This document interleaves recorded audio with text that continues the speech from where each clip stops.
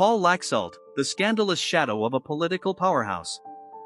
Paul Laxalt, a prominent U.S. senator from Nevada, was a trusted confidant of Ronald Reagan and a key player in American politics. Known for his close ties to power, Laxalt's career was marked by controversy and scandal. From allegations of corruption and hidden dealings to friendships with controversial leaders, his legacy remains complex and divisive.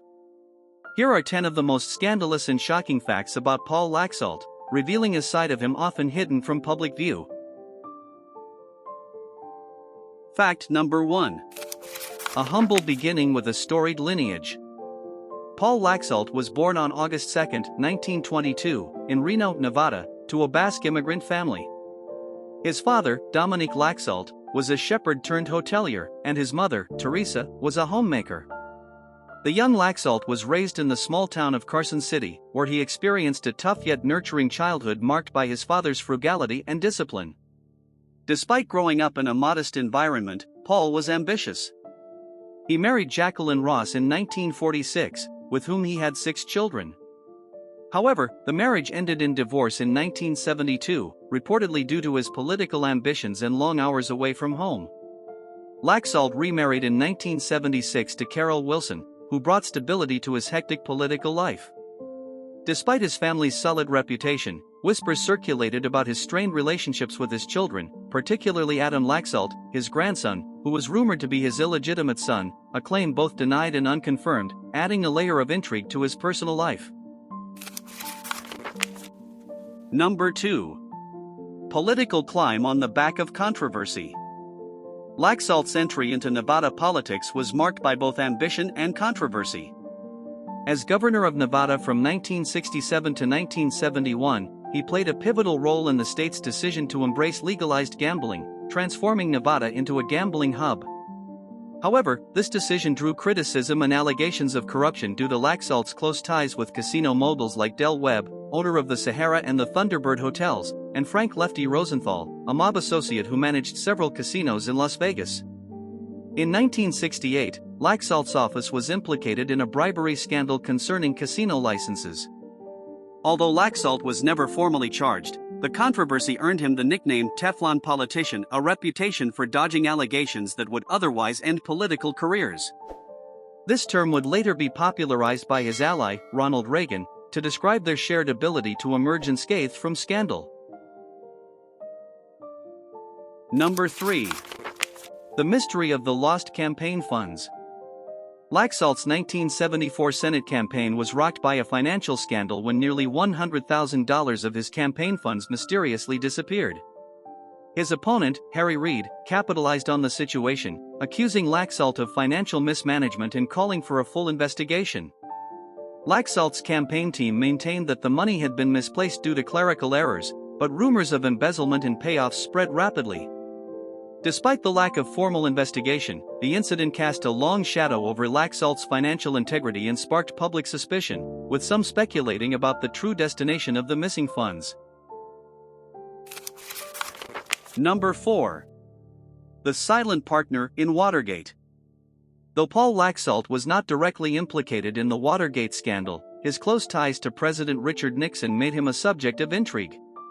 Known as a trusted confidant and back-channel negotiator for Nixon, Laxalt's role during the Watergate crisis was scrutinized, with rumors suggesting he acted as a silent partner behind the scenes. It was alleged that Laxalt facilitated secret meetings between Nixon loyalists and potential whistleblowers to contain the scandal. While he vehemently denied any involvement, his association with Nixon raised eyebrows and led to persistent speculation about his true knowledge of the events unfolding at the White House. Number 5. Friendship with dictators and tyrants. Laxalt's foreign policy stance during the Cold War era frequently aligned with controversial leaders, most notably Philippine dictator Ferdinand Marcos. Laxalt and Marcos developed a personal friendship, which raised eyebrows in Washington, D.C. Laxalt was known to have visited the Philippines multiple times, and he vocally defended Marcos against allegations of human rights abuses and corruption. In February 1986, as the People Power Revolution was gaining momentum, Laxalt delivered a critical message from President Reagan to Marcos, suggesting he cut and cut cleanly, which many interpreted as a direct order for Marcos to flee the country. Laxalt's defense of Marcos, and his involvement in Reagan's foreign policy maneuvers, drew significant criticism from human rights advocates and opponents of U.S. support for authoritarian regimes. Number 6. Reagan's closest confidant, the special relationship. Paul Laxalt's relationship with Ronald Reagan was one of deep trust and mutual respect, a bond that went beyond typical political alliances. Reagan often referred to Laxalt as the first friend, a testament to their unique connection. Laxalt was Reagan's go-to man in the Senate, serving as an unofficial liaison between the White House and Congress. He played a crucial role in Reagan's 1980 presidential campaign, offering strategic advice and using his political acumen to secure critical endorsements. Behind the scenes, Laxalt was one of the few people whom Reagan trusted completely, reportedly having direct access to the Oval Office at all times. However, their friendship was not without controversy. In 1981, Reagan appointed Laxalt to lead a bipartisan commission on Central America, a move criticized by many who viewed Laxalt as too hawkish and ideologically aligned with Reagan. Despite these criticisms, Laxalt remained a key player in Reagan's inner circle, shaping policies and decisions, particularly during the 1984 re-election campaign. Their bond was so strong that when Reagan faced mounting pressure during the Iran-Contra scandal, it was Laxalt who reportedly advised him to stay the course. Number 7. The out-of-the-loop Reagan aide.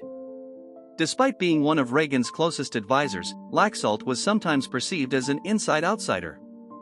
His exclusion from key meetings, particularly during the Iran-Contra affair, fueled speculation that Reagan's inner circle saw him as a potential liability. Allegations suggested that Laxalt's reputation for indiscretion led to his being kept out of the loop during sensitive discussions. This perception was further reinforced by a series of leaked memos revealing that he was deliberately omitted from crucial meetings, casting doubt on the true extent of his influence within the Reagan administration and suggesting that his role may have been more limited than it appeared publicly. Number 8.